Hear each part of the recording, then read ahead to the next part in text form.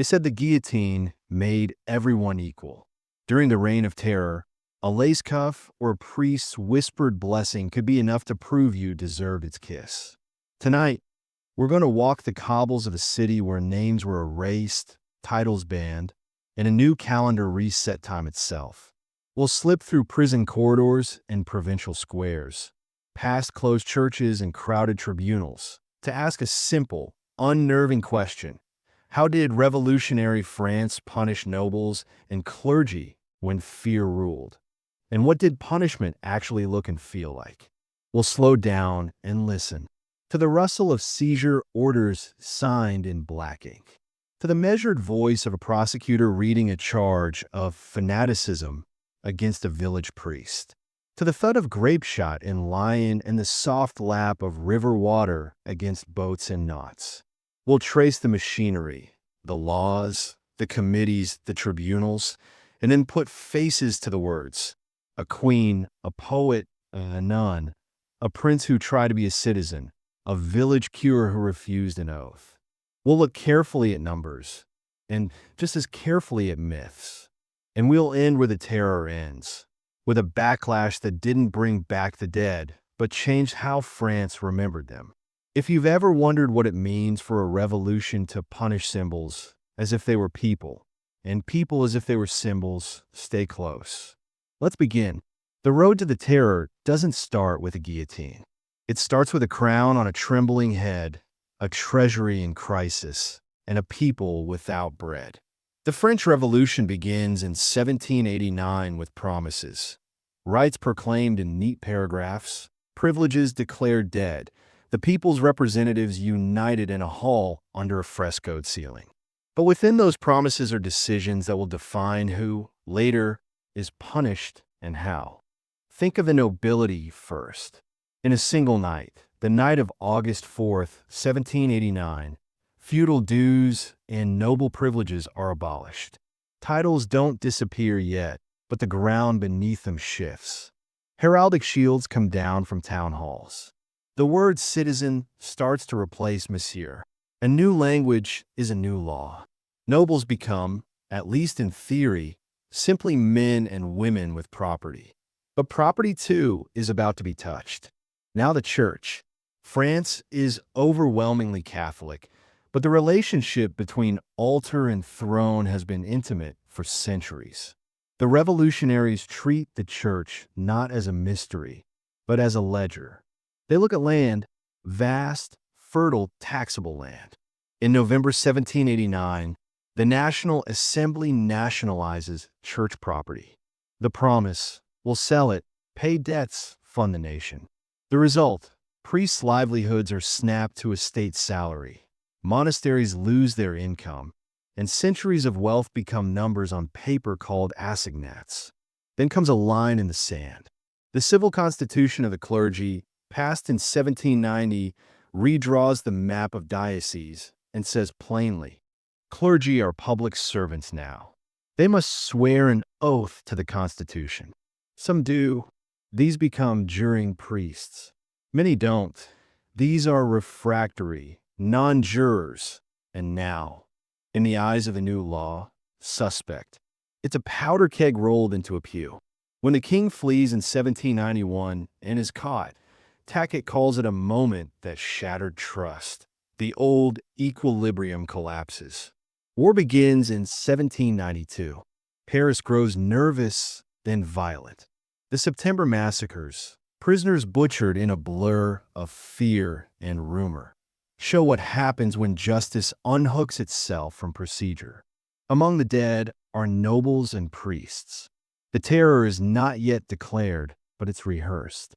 By early 1793, the revolution has a republic, a dead king, and enemies on all borders.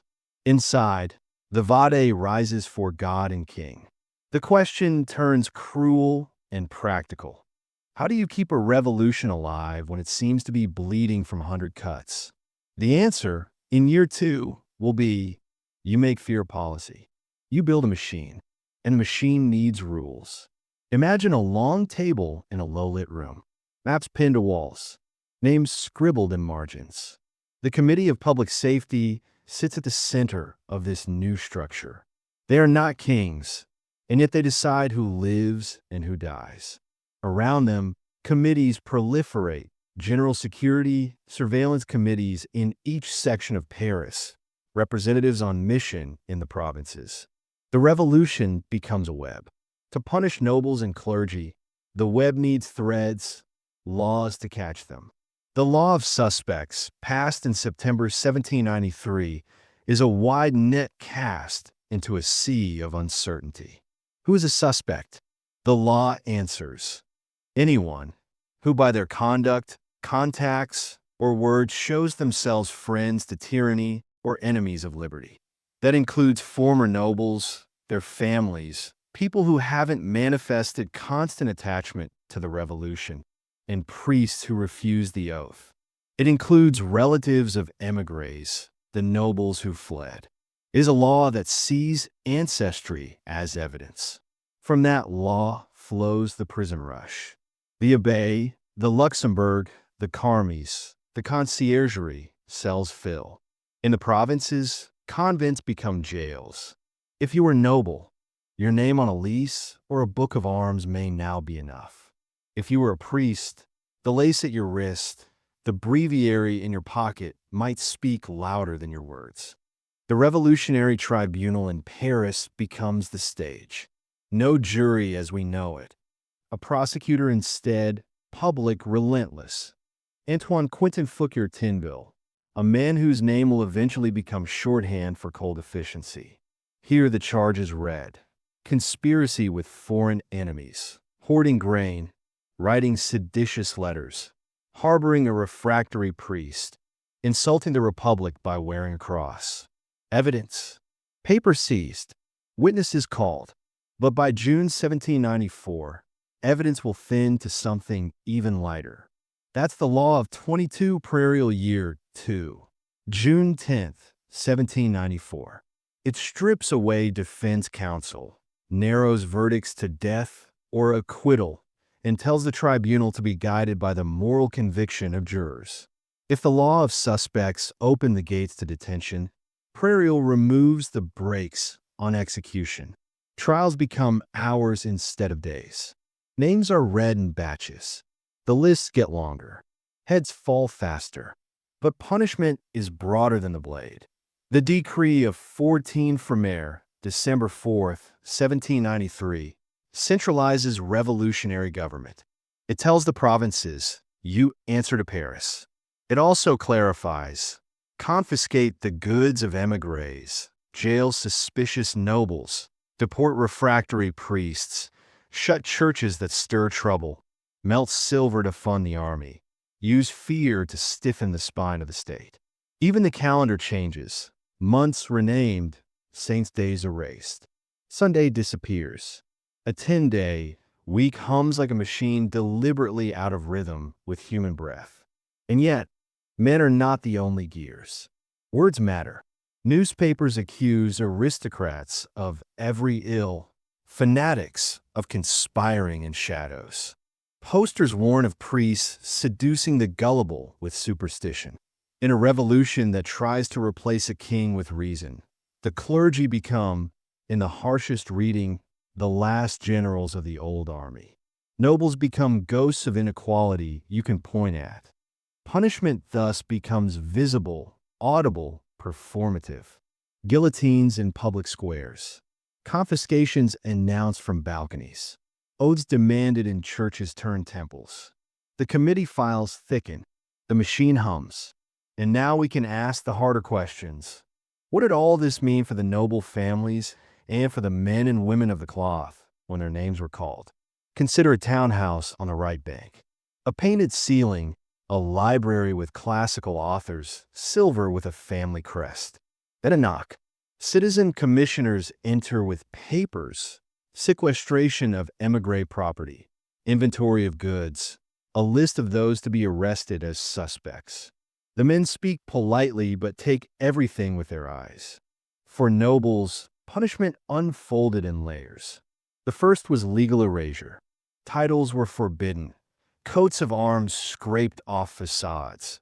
The word in a name became evidence of counter-revolutionary pride. People scratched it out of letters. Names shrank. Monsieur le Marquis became citizen. Some embraced the change. Others wore it like a shroud. Then came property. Decrees of 1792 and after listed émigrés by name. Their estates were seized as biens d'émigrés, then sold at auction. Not only émigrés suffered. Wives, sisters, even distant cousins saw houses sequestered for the nation. Household staffs lost their livelihoods.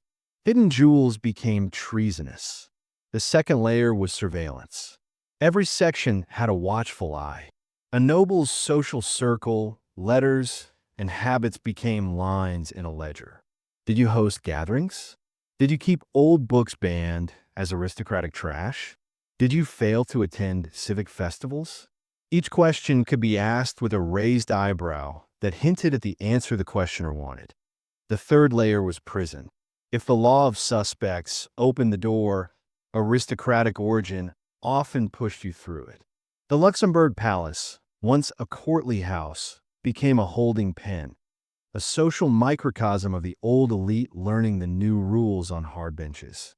In these rooms, lace cuffs rubbed against wooden planks. The careful voice of a former hostess echoed under vaulted ceilings, asking softly, "Has there been news?" News meant lists, and lists meant tomorrow. The final layer was the blade.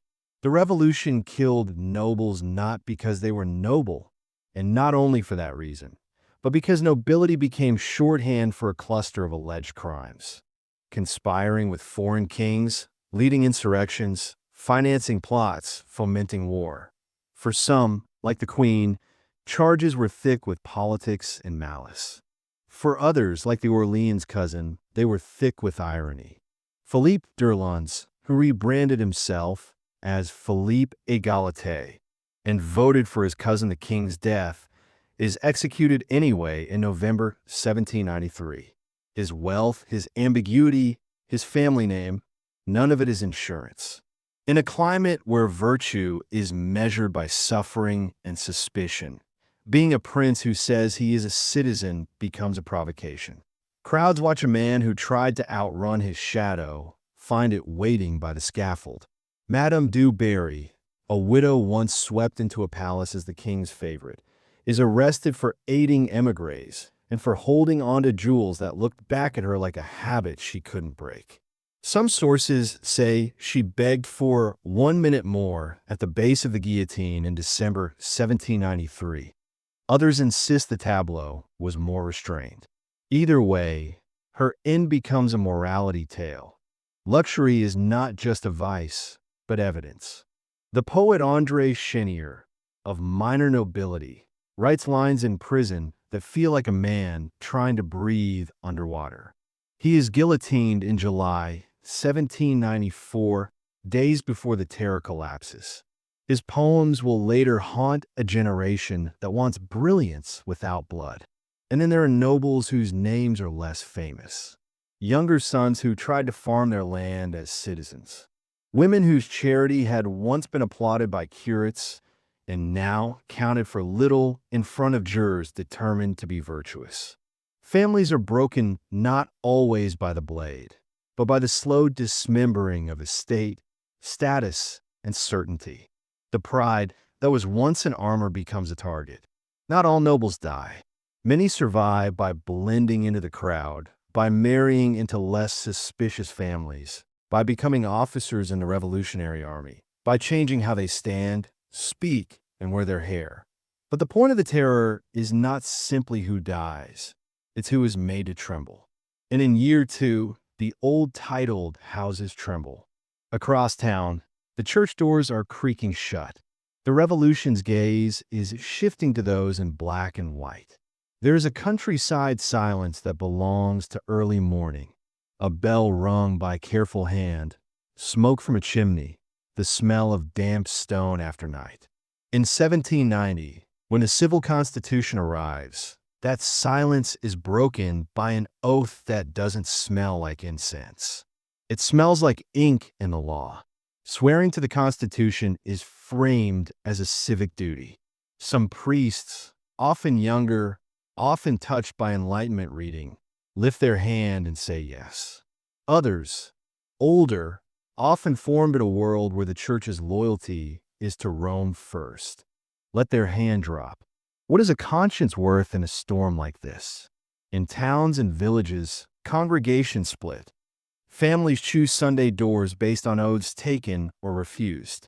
A priest becomes the line down the middle of a community. By 1792 to 93, refusing the oath has consequences. Laws speak of deportation for refractory priests. Ships are prepared for far-off Guyana. In reality, punishment takes many forms before you ever see an ocean. Hiding in barns, disguising yourself as a gardener, whispering mass in a kitchen with shutters latched, learning to walk at night. Parishioners lay quilts on floors for a priest. They risk their own names for his safety. Dechristianization arrives like a cold wind in late 1793. Hebertist radicals and many local revolutionary committees push it with zeal. Bishops are urged to abdicate. Jean-Baptiste Gobel, the constitutional bishop of Paris, famously resigns his clerical office in November 1793 under pressure. Some parish clergy marry, reason in theatrical ceremonies. Notre Dame becomes a temple of reason. Statues are lowered, their plaster eyes stubbornly serene as ropes bite into them. Church bells are silenced. The bronze becomes canon. Across the country, a campaign of closures begins. Churches, already nationalized, now lock their doors. Priests are told to give up their calling or their liberty. Some accept, others refuse and are imprisoned. Others vanish into hedgerows and shadows, warmed by the fierce loyalty of their flocks. And some die. In Paris, the Revolutionary Tribunal tries priests as conspirators, fanatics, and spreaders of superstition that supposedly helps foreign enemies. The charges can sound abstract. The punishments are not. In the provinces, justice becomes rougher, faster, wetter. Nantes becomes a name that makes people shiver. Representative on mission Jean-Baptiste Carrier arrives to pacify a region on the edge of the Vendée War. Jails overfill. Winter breathes through the Loire Valley. And then the water. The noyades, drownings begin. Prisoners are loaded onto boats at night, taken out onto the river, and sunk. Men, women, priests, nuns, suspects of every sort. Numbers vary. Historians debate.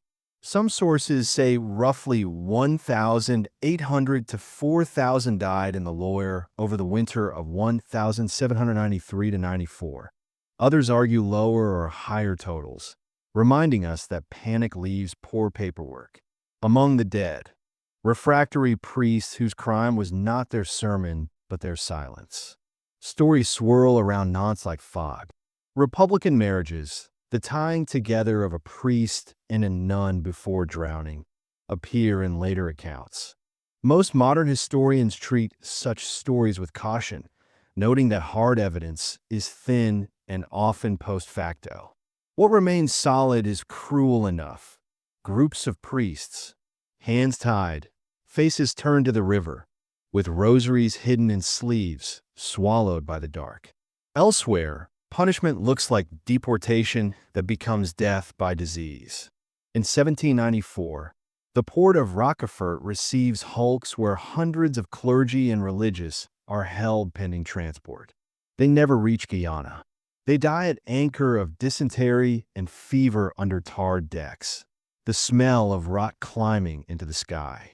Some sources say around 500 priests perished there. The exact count remains a ledger of misery. Not all punishments are fatal.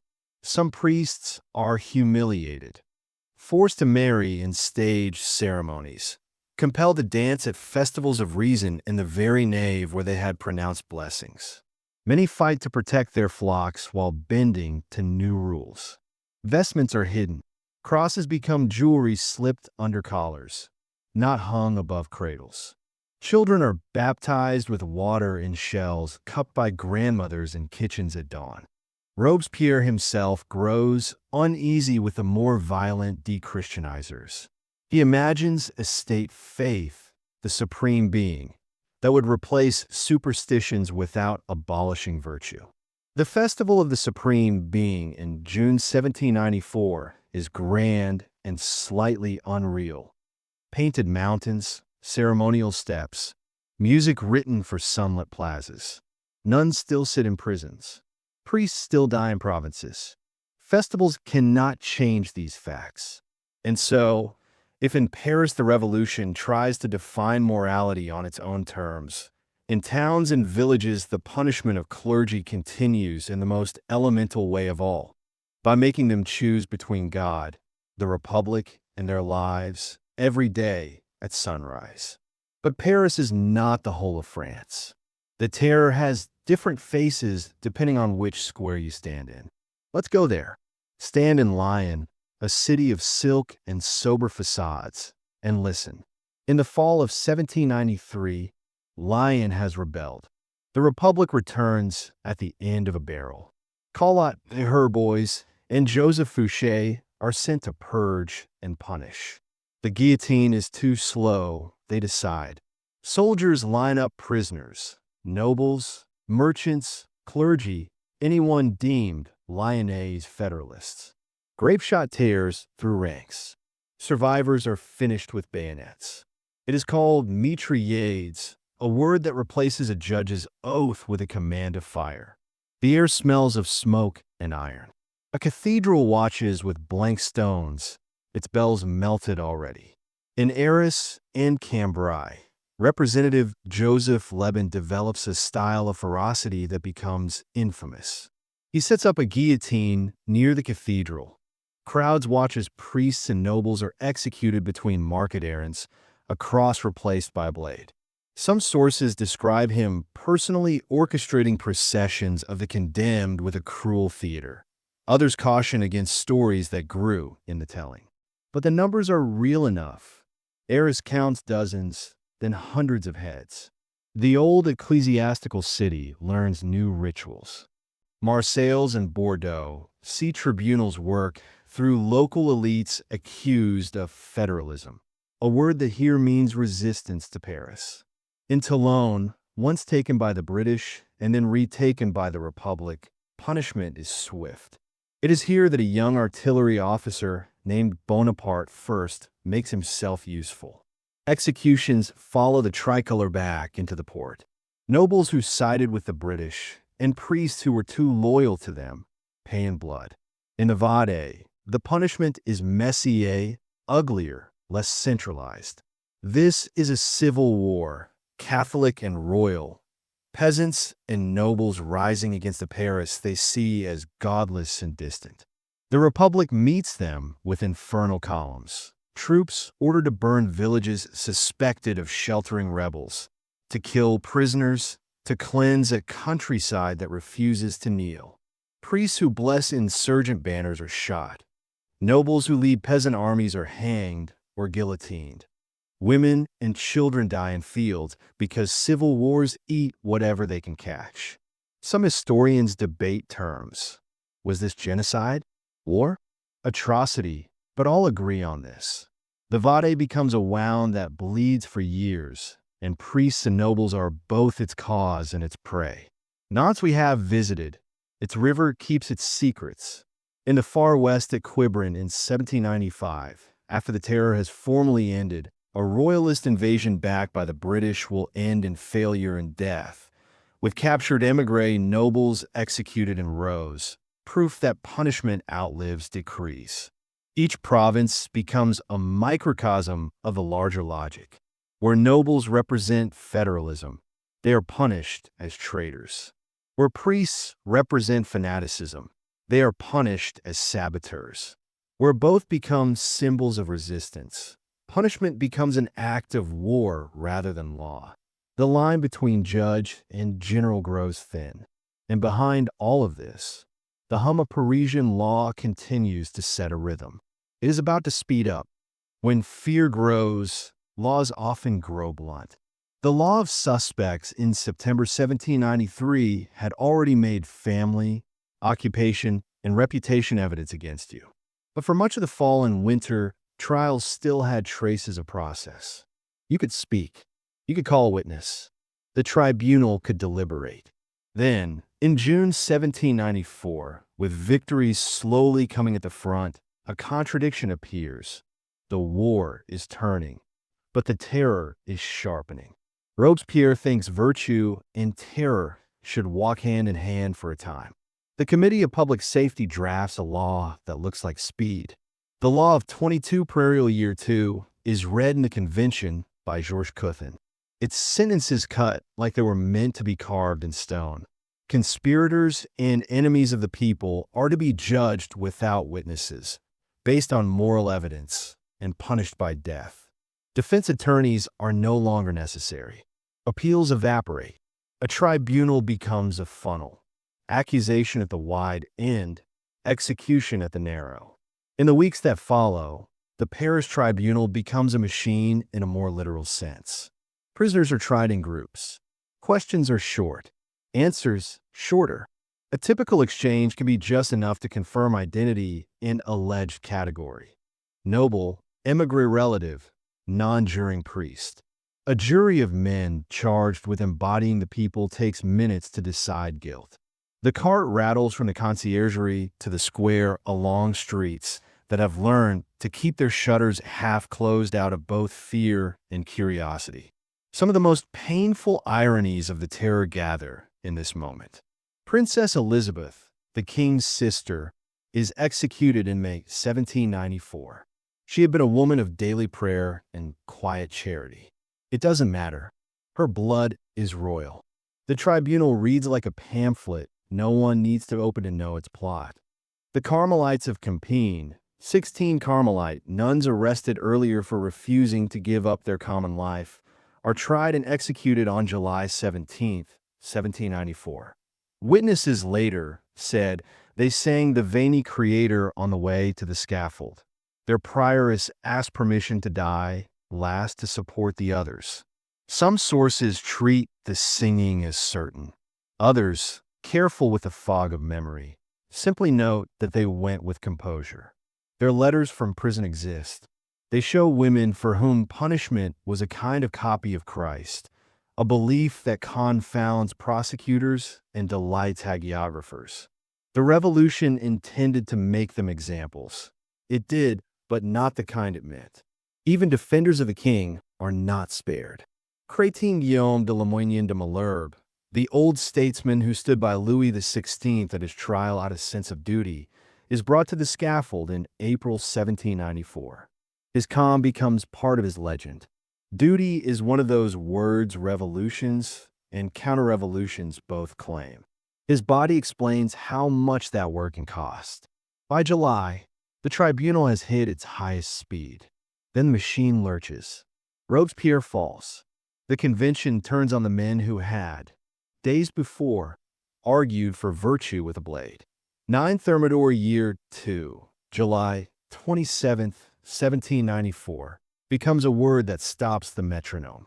And yet numbers remain. What are they? What do they tell us about who exactly paid the highest price? There's a temptingly simple story that says the terror was finally the people punishing their lords and priests. It is simple and wrong in ways that matter. The terror punished many kinds of people, and commoners made up a huge share of those who died. But when we ask specifically how nobles and clergy were punished, numbers give us a shape. Donald Greer's classic study of tribunal victims estimates around 16,000 death sentences by revolutionary tribunals, with perhaps 40,000 total dead when you include prison deaths and extrajudicial killings. Of those formal executions, roughly 8 to 9% were nobles, around 6% clergy, about 14% bourgeois, and the rest artisans, workers, peasants, citizens by any definition. The common people, in other words, bled most. But the percentages also tell another truth. Nobles and clergy, while not the majority, were disproportionately marked as symbols to be broken. Especially in the early months, Being noble or a priest was a heavy weight on the scales. In Paris, the tribunal tended to sweep up public figures, names known to pamphleteers. Queens and princesses, bishops and abbots made headlines, if headline is the right word for lists posted at street corners. In the provinces, clergy were especially vulnerable to drownings in Nantes, to makeshift tribunals in small towns where everyone knew who had baptized whose child. Nobles faced suspicion of federalism, a word that hid 1,000 local grudges. The Vade in the West are outliers in scale and nature. There, priests and nobles died in numbers that reflect a civil war more than a judicial process. Executions were mass. Deaths in the field were uncounted. Some sources estimate tens of thousands of dead on both sides. The sickest arithmetic belongs to scorched earth campaigns, where a cassock or a ribbon could be a death sentence at dusk. We also have to count punishments that didn't kill but destroyed lives. Confiscations of property bankrupted families for generations. Being listed as an émigré, or the relative of one, meant exile, penury, or prison. Parish priests who survived had often lost their parsonages, their registers, their communities, their reason to wake early. Nuns lost their houses, their libraries, the small economies that kept bread at the door. Even after the terror ended, getting property back was a bureaucratic, often humiliating labor. The revolution, then, punished nobles and clergy with a spectrum. At one end, the symbolic, erasing titles, renaming streets, abolishing saints' days. In the middle, the economic and civil, seizing estates, deporting priests, banning congregations. At the far end, death, usually quick, sometimes not. If we pause with these numbers long enough, an ethical question breathes under them. Does the percentage make punishment more or less just? Numbers can tell us pattern. They cannot tell us meaning. For that, we must go back to people moving through rooms. Let's step into a requisition monastery in Paris turned into a prison. You're a viscountess by birth, a mother, and a citizen by force. Your jewelry is gone. Your clothes are simple. Your children are with cousins in a village whose priest left at night on a cart. The guard calls your name for questioning. You know the questions before they come. Did you correspond with émigrés? A cousin wrote from London. You did not answer, but the letter is evidence enough. Do you harbor a non-juring priest? The attic had a mattress, but that was for a seamstress in from the country, not for a cure. Do they believe you? Do you believe yourself when you say it? Do you regret the fall of the monarchy? You pause. Regret is a dangerous word. The correct word is accept. But the eyes across the table read faces, not words. You try to keep your face soft, your breathing even. You speak low. You think of how you held your child's hand on the first day of spring and wonder if this is the last spring you will see. Across Paris, a priest sits in a garret room with a ceiling that slopes like a bent back. He takes off the gray jacket he wears outdoors and pulls a black garment from a drawer with shaking fingers. The fabric smells of wax and smoke because he has to hide candles in places that shouldn't have candles. He hears a staircase creak and freezes. It's nothing. Hours later, he will walk to a butcher's shop, the back room cleared, a dozen believers waiting. He will whisper Latin into air heavy with the smell of blood and sawdust, and then he will leave by the alley, hands tucked in his sleeves as if that makes him invisible. Fear is not just in the spectacle of execution. It's in the small habits of survival. Nobles learn to never use old honorifics. They practice not saying, "I remember when." Clergy learn to wrap rosaries in handkerchiefs and tuck them into bread ovens to hide sound. Women become the best smugglers of letters, of news, of hope. Children learn to keep secrets without understanding their weight. And there is another face of fear, the neighbors. Surveillance comité trêve en dénonciation. Some are sincere, others are revenge with a ribbon on it. A dismissed steward denounces a count for hoarding. A man bitter about being refused a loan remembers that the parish curate had a nice hat. French becomes a language of caution. Words are sanded smooth. Glances finish sentences. Punishment also has rituals. The roll call in prison, the waiting for the drum, the embrace at the door to the cart, the last look at light over rooftops. The terror tries to abolish religion. It cannot abolish ceremony. It invents its own. Some of them, like the reading of sentences in a list, are brutally efficient. Others, like festivals for the Supreme Being, are oddly tender in design and chilling in effect. They remind the faithful of another thing, that the state can compose hymns, but the heart chooses which ones to sing. Tomorrow, for some, the heart will stop before it can choose. And the day after, something else stops too. Endings often feel like beginnings, and Thermidor is no exception. On July 27th, 1794, Robespierre falls with a face bandaged and an idea broken. The guillotine that he argued cleansed now cleanses him, then turns to his allies. Executions pause, then accelerate, then stop. The law of 22 Prairial is repealed. Prison doors open. Lists are torn. Families exhale for the first time in months. Punishment does not just stop. It changes direction. The Thermidorian reaction is a recoil and a revenge. In the provinces, what comes is called the White Terror. Those who wore tricolor cockades with zeal, Jacobins, local radicals, members of revolutionary committees, are hunted, beaten, killed in the night by groups of men wearing white, the Bourbon color. In the West, royalist bands emerge from hedgerows where they had crouched for years. Priests come out of hiding cautiously, then confidently. Churches reopen. A concordat is still years away, but religion returns to streets like a footfall you recognize from upstairs after a long absence. Nobles creep back too. Some return from exile to find their homes smashed, their portraits burned, their land parceled out. They petition for restitution. Sometimes the law is kind, more often slow and stern. Children raised in lean rooms learn to live with less. A few old houses become new centers of royalist intrigue, but most learn the new arithmetic. Keep your head down, keep records, keep your story ready. In Paris, the directory that follows the convention is a government allergic to zeal. It keeps some tools of the terror, watch lists, surveillance, but uses them for stability rather than transformation. Priests, especially those perceived as stirring political movements against the state, still face deportation. Nobles suspected of ties to foreign agents still face arrest. But the apocalyptic intensity of year two is gone. Memory begins its own work. Royalists craft martyrs from the dead, nuns and princesses and noble families who walked with composure to the scaffold. Republicans craft warnings about fanatic priests and treacherous aristocrats.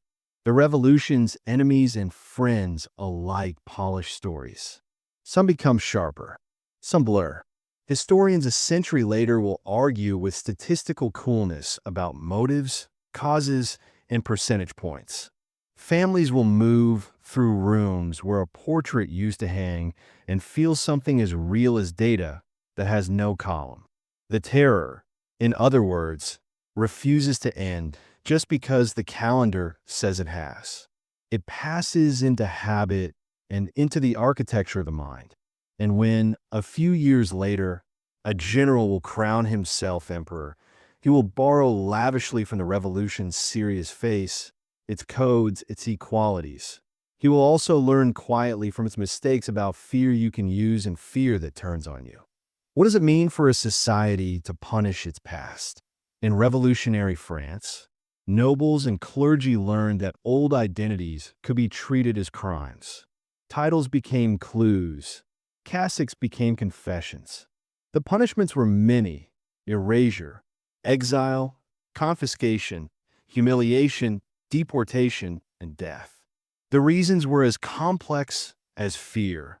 War at every frontier, bread rationed at every door, trust broken between rulers and ruled, ideas about equality and virtue sharp enough to cut. And yet look again at the faces. A prince executed as a citizen, a queen with her hair cut short, a parish priest walking at night, a poet who can't stop composing even when he hears the drum, a group of nuns singing in a cart. These are not just characters in a story. They're answers to a question we keep asking. How do you build a new world without crushing the old one beneath it? The terror forces us to whisper what we already suspect, that revolutions which promise human dignity can be tempted to punish symbols instead of sins, and that punishment, once it becomes policy, will always look for more to punish. For nobles and clergy, year two was a season when the world flipped upside down, when the furniture of their lives was auctioned, their language was mocked, their God was told to stand aside. Some resisted and died bravely. Some adapted and lived quietly. Some fled and looked back every morning in exile to see if Paris had forgiven them. If this story pulled you closer to the murmur of that time, if you could hear the pages turning, the footsteps on the stairs, the splash of a lawyer, share this with someone who loves history's softest, hardest truths.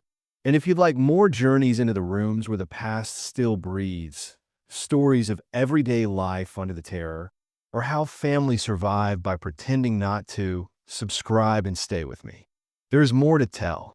Always.